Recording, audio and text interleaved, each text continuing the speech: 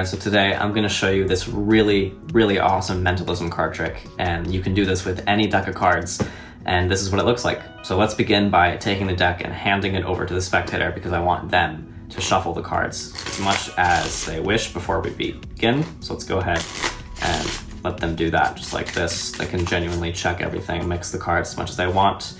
But yeah, once the cards have been shuffled, I'm gonna go ahead and drop cards like this, and I just want the spectator to tell me when to stop whenever, let's say they say stop right here. So I'm gonna turn my head, but I want you to just look at this card and remember it. Actually, you know what? No, I'll give you a range because I want it to be more impossible. So just go ahead and think of one of these for me. Anyone will do, but once you have one in mind, just go ahead and remember it, and we'll kind of chuck that in the middle, shuffle everything. It doesn't matter at all. And please take the deck, shuffle everything. I don't want to keep anything in order, so please mess up everything, okay? So the spectator does this, they shuffle, they mix up everything, and now you tell them that I'm actually gonna try to read your mind, okay? Because you're just thinking of one of those cards, right? Okay, so just, remember, it could have been any card, genuinely, because you said stop anywhere. So just think of that card. I'm gonna try to pick up on some things right off the bat, because I think I can tell your card is a spade or a diamond, correct? No? Oh, wait, but it was red. Okay. So I can sense that, but for the value is the trickiest part. I'm gonna count from ace to king, okay? And I want you to not react when I pass your number, okay? So ace, 2, 3, 4, 5, 6, 7, 8, 9, 10, jack. Oh, I did pass it already. I can tell it's earlier. Ace, 2, 3, 4, 5, 6, 7, hold on. Ace, 2, 3, 4, 5. Your card is a 5, and I think you picked the 5 of hearts. Is that correct? 5 of hearts, that was the card that you thought of. Where's that card? Yeah, 5 of hearts, and that was all mentalism. So yeah, that's the trick. Completely normal deck of cards. You could do this with any deck, genuinely. And yeah, that is the trick, and I really hope you guys enjoyed this one, and if you did, be sure to stick around for the tutorial. Alright guys, so here's the tutorial for the trick that you just saw. So this trick is surprisingly a very easy trick to do. It only revolves around this one simple principle, and that principle is you're going to be forcing basically 4 cards that you will know the identity of, and then you're going to use some basic fishing and process of elimination in order to figure out which card the spectator actually picked. Let's get into how this is actually done. So you can use a completely borrowed and shuffled deck of cards for this. But that being said, you do also need a little bit of a setup for this trick, but I will show you how you can make it look like this can be an impromptu shuffled deck regardless of this tiny setup here. So this exact setup is not the exact cards you're going to want to get out. I'm just using these 4 cards as an example, but essentially you're going to want to get out 1 card of each suit. So get out 1 club, 1 heart, 1 spade, and 1 diamond. I'm just using the ace through 4 just to keep it easy to remember for the tutorial's sake, but please, in real life, in a real performance, do not use the ace through 4 because that will be a very obvious, setup arrangement. So use whatever 4 values that are easy to memorize for you. And essentially, once you have those 4 cards, these can be shuffled, and the order of these does not actually matter at all. These will start on top of the deck. And if you do want to do this in an impromptu setting, you can basically take a borrowed deck from a spectator, and before you actually begin the trick, you can just quickly cull, any 4 cards that you want to the top of the deck.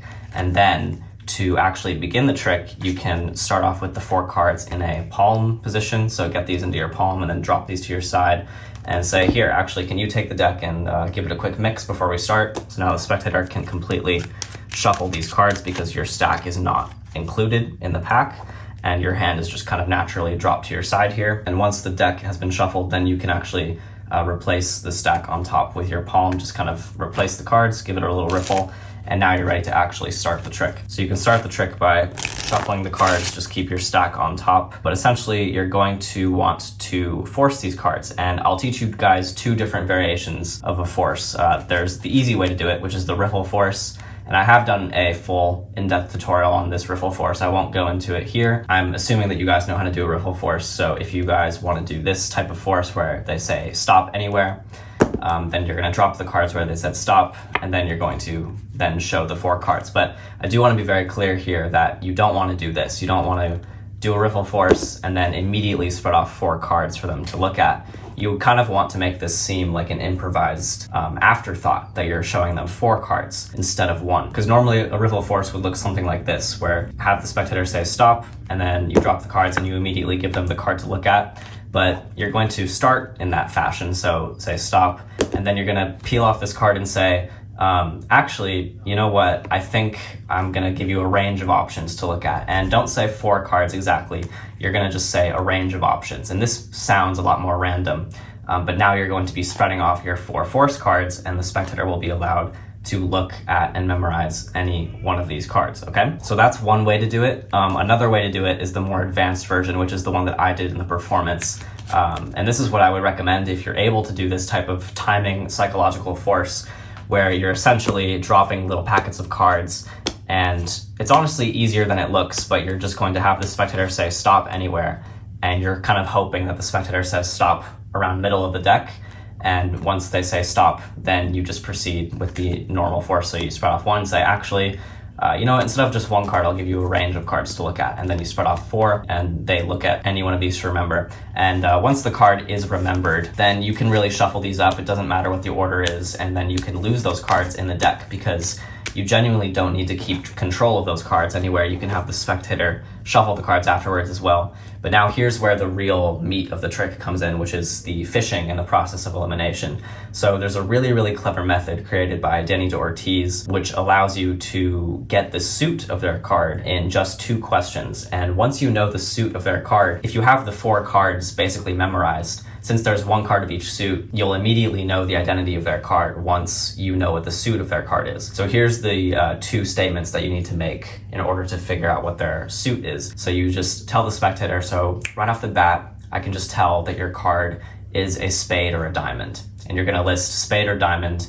You could also do heart or club. You can do any combination of a red and a black suit. As long as you have 1 of each, then you're totally fine. Essentially what you're doing is you're naming 2 suits. The spectator will give you a yes or a no answer. If they tell you yes, then that will tell you that their card is one of those 2 named suits. And if they tell you no, then it will just eliminate those 2 named suits, and it will have to be one of the other unnamed suits. So that's a very quick way to narrow down 2 suits. And the final question, no matter whether they say yes or no, you're going to follow up with then, and it was red, correct? This is just a further elimination of the final suit. So in this case, let's say they were thinking of the 4 of diamonds. So my first question, I say, I think you're thinking of a spade or a diamond. They'll say yes. That means it's a spade or a diamond. And if I say, and it was also red, then they say yes. That means it was a diamond. That's just one example. Obviously, there's 4 different combinations, but any of those combinations will determine which suit the card is. And once you know what the suit of the card is, you can pretty much go into the reveal from here, because once you know the suit of the card, you know the identity of the card if you've memorized the 4 cards that you're using. So at this point, you can do just a mentalism type reveal where you have them name ace through king, and kind of like what I did in the performance, where you're sort of pretending like you're guessing on what they're thinking. Or you could actually go through the deck and remove their thought of card physically. You could do that as well. But yeah, the end reveal is completely up to you. But that is essentially just a really cool way to force a thought of card, and it makes it seem like it's a completely random choice. And yeah, the end reveal is completely up to you, so definitely feel free to be creative with this ending. But yeah, that is essentially the trick, and I really hope you guys enjoyed this one. Yeah, see you guys next time. Bye.